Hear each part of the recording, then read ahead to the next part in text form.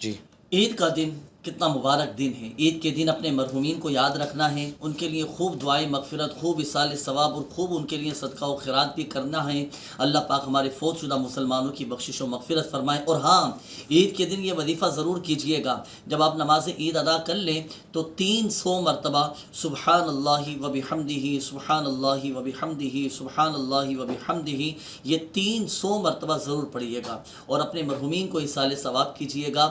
آپ جانتے ہیں اس کی فضیلت کیا ہے؟